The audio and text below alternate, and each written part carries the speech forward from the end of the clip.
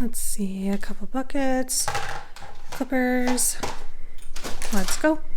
Hello, friends. Today's garden tour is going to be mostly me talking about all the things that I should do but have not yet had time to do. I am chronically busy these days with all the other stuff going on in my life, and unfortunately the garden is just a hobby, so sometimes it doesn't get my first attention, my full attention. So what you're seeing today is a bunch of stuff that should have been dealt with and has not yet been dealt with and is behind. And on top of that, I want you to keep in mind just how successful it is still, because there are a bunch of things I could be doing better or more optimally, but things are still somehow working out for the most part.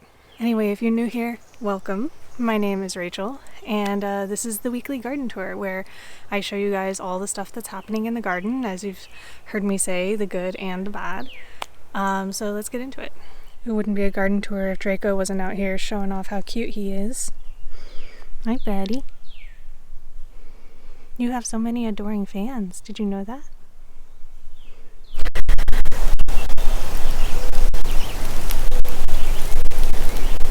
So to start with, this path pumpkin that just volunteered here is getting completely out of hand, in the best way.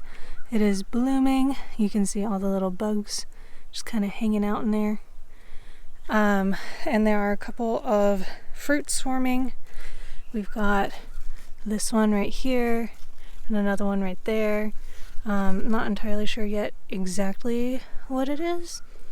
But as it gets bigger, we will find out.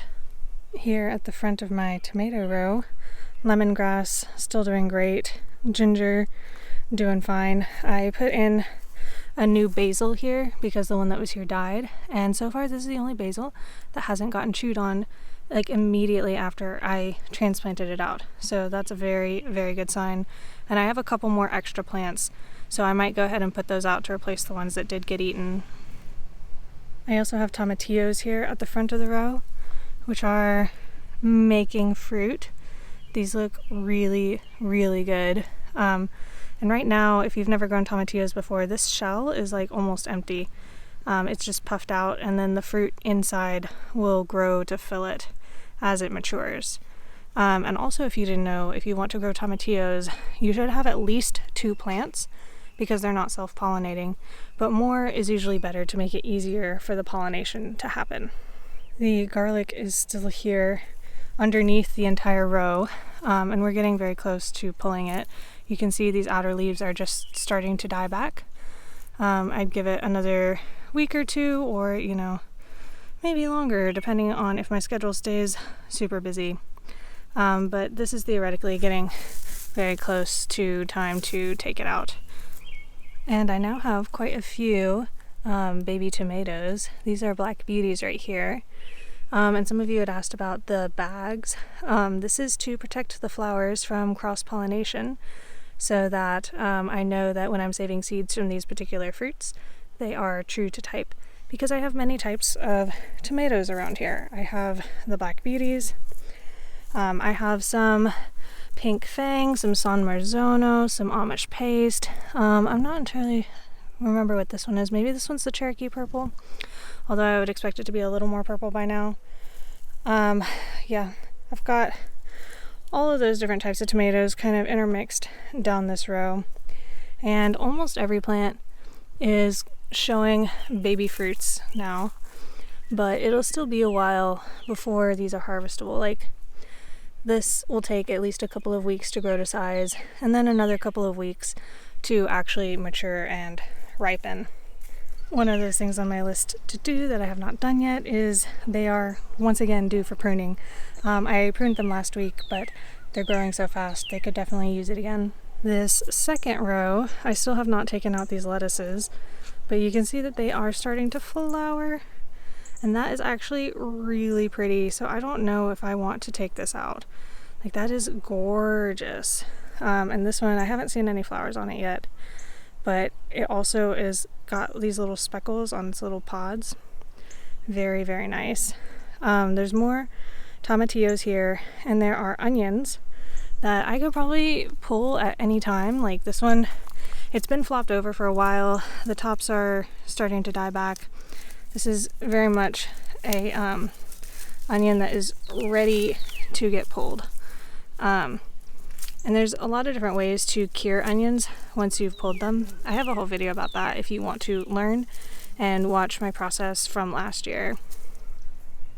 I still have this patch of radishes that, even though I keep cutting it back, just keeps getting bigger. They're forming these pods.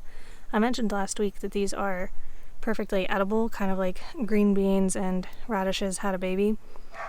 And they make all these beautiful flowers for the pollinators. But I did plant eggplants here, thinking I would take these radishes out very soon, which I still should, because these eggplants are going to be a little stunted from the shade if I don't. But you'll notice they're still alive and growing. It's not catastrophic yet. So we're still doing all right. And these potatoes actually look amazing. I was moving the straw aside yesterday to check on them and accidentally pulled a whole potato because they're like almost like jumping up out of the ground the way that they're growing. Let's see if I can find one. Look right here. It's a potato. Here's a potato here. Here's another potato right here. These are very, very close to done. And you can tell because the plants are largely starting to die back already. I also checked for potatoes under these sarpomeras, which kind of look like they've got a bit of disease, even though they're supposed to be disease resistant. The potatoes underneath seem to be forming just fine so far. I didn't fully dig one out, but the top of one looks good. And they are still not really dying back as much as the others, so I would give them a little bit longer before I really started digging on them. And in between, there's like one of the two marigolds that did not die after being eaten to bits as soon as it got transplanted out. I told you guys, talking about marigolds and what they can and can't do as far as pest control in the garden is on my list of things to do. I really want to learn about it, A, and then B, of course, as soon as I learn something cool, I want to tell you guys all about it. Check out that onion. Second year onion split into several onions, because onions are bulbs, just like they'll split the same way your irises would, for example. So one onion became all of these different little bulbs, and I bet I could separate these out just the same way you would other flower bulbs. And that's essentially what you're doing when you're planting garlic, is you separate the bulb and then plant it all into a bunch of different plants. All right, row 3, trellises. Here we have the other marigold that is actually flowering. This nasturtium that is variegated, the only variegated one I have, is looking absolutely lovely. I am so excited for this to keep getting bigger and more beautiful. Now, actually, on the trellises, I do have peas here, peas here. You can tell they are not super happy. These need to be torn out, not just because they are not happy with the heat, but because I've been trying to germinate beans and cucumbers below them, and they've been struggling. Although I do have a cucumber sprout, not yet munched on, and a few bean sprouts. Most of them munched on, but, you know, largely surviving. So hopefully I will finally have a start on my noodle beans here. I've never had this much trouble trying to get the stuff at the base of these trellises to sprout. And I don't have a good answer as to why I'm having so much trouble. It could just be because I'm not out here enough to water them as they're germinating. Yeah, that's probably a big part of it. Usually we get a lot of rain here, so I'm not like super in the habit of watering all the time. And lately it hasn't rained really all that much, so it's probably contributing. All right, past the trellises, we have fava beans and the baby hot peppers. Fava beans are another one of those things that I should have taken care of by now, but I haven't. These are definitely ready to be pulled and eaten, and I do have a little bit of a grace period with that. but definitely getting near the end of that. So this needs to go up on my list of things to deal with. And then these plants need to get pulled out so that these hot peppers can actually have a little bit more space. You'll notice I did actually take out the sunflowers that had volunteered here. And I mentioned last week that I thought that they might be stunting these little guys, and that I would talk more about that in a future video. And all of that is still true. So we do have a bunch of kind of small hot peppers, but they are surviving, and I guess you'll just have to follow along to see if they actually recover from this. Oh, and I did see this the other day, and I wanted to show you guys this garlic right here is like busting itself apart. I don't know why. Kind of looks like it somehow got tangled up and kept growing and just kind of like burst through its outer shell here. Because a lot of these garlics are actually growing extra leaves. So you see how it's got like 1, 2, 3, 4 big leaves, and then randomly this little leaf coming out here. That is not ideal for garlic because each of these leaves represents a clove in the bulb. And so this is big cloves, and then a little one kind of nestled in there randomly. And so my thought is that one of these little ones that was growing up where it's not supposed to started growing up in here, and that's sort of what caused this whole mess. It'll be very interesting to see what this bulb ends up looking like and how much of it actually ends up being edible. Okay, and then this third row, I did leave this sunflower here, mostly because I didn't notice any of the plants near it seemed to be stunted at all. I know only certain types of sunflower can cause that, and I have no idea what type of sunflower any of these are because they all volunteered. So for now, it gets to stay because it would be really nice to have a couple of sunflower blooms in the garden. I also have a couple more lettuces here that are going to seed. This one is a little slower than the others, probably because it's in the shade. I do have one kale here and one on the other side of the sunflower that have not gone to seed yet, and still look really lovely. And then if we go farther down, I've got sweet peppers in here. I mentioned last week that I had to pull all the baby fruits off of them because they were still a little small. And I definitely have seen some more growth with them, but I think what I would like to do is top dress them with a little bit more compost to give them more of a boost because they don't look super happy right now. And that's because last time I was top dressing with compost, I didn't have enough to do this area. And now that I have more compost, I need to come back and fill that in and give this area a little bit more nutrition. So something else that I've been struggling with is these blueberries.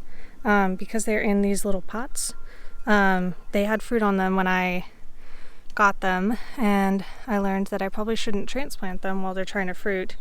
But they're in these little pots, and I was mentioning I'm bad at remembering to water.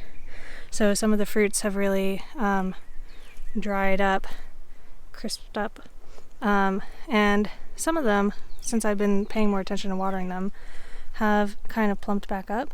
But I think I ruined a fair bit of my blueberries by forgetting to water them.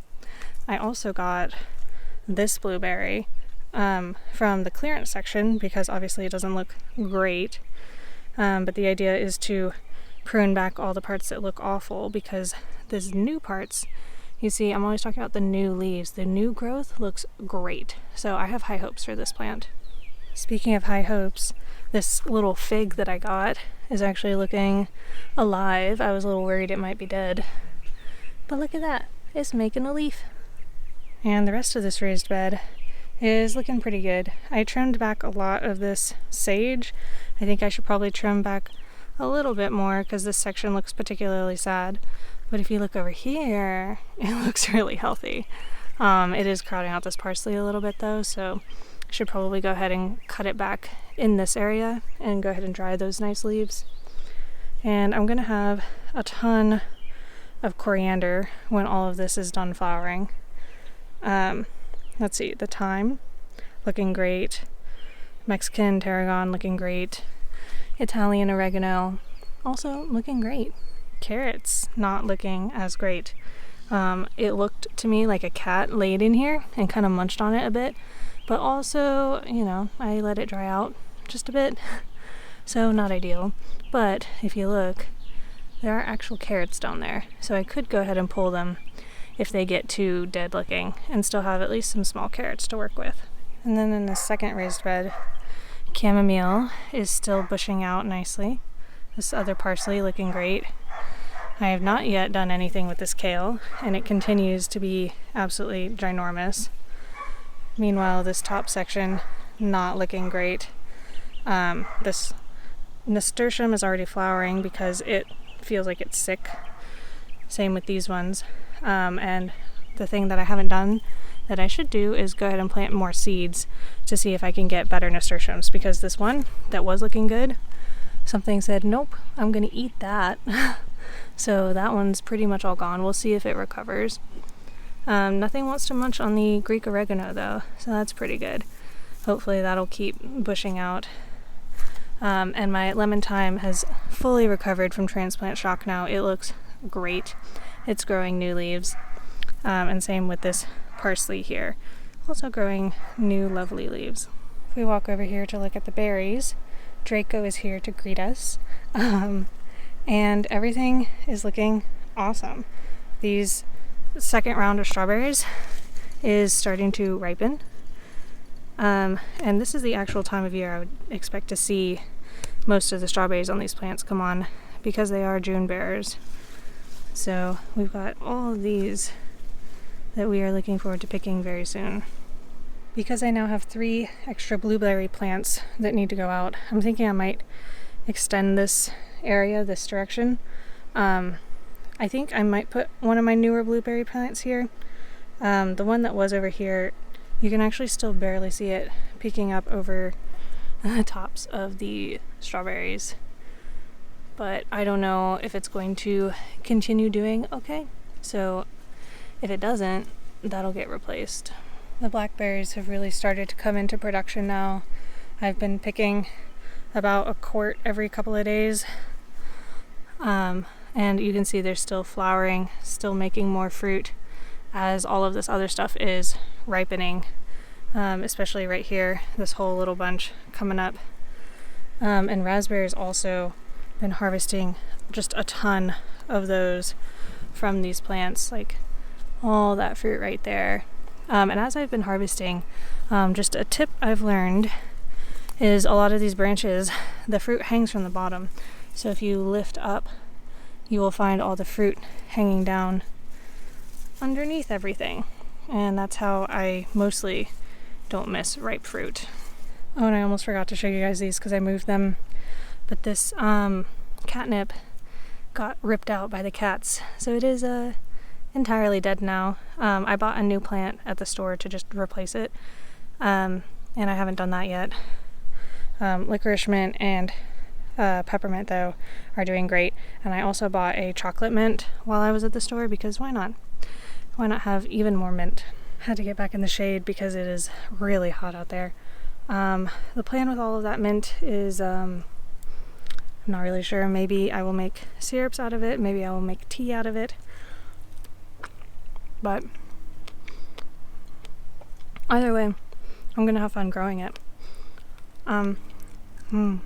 That is so sweet. So that is all I have for you guys today.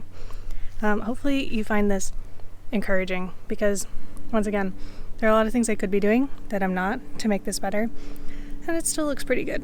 And I'm saying that out loud to remind you, but also to remind myself not to be so hard on myself about doing all the things perfectly, because it's gonna be okay.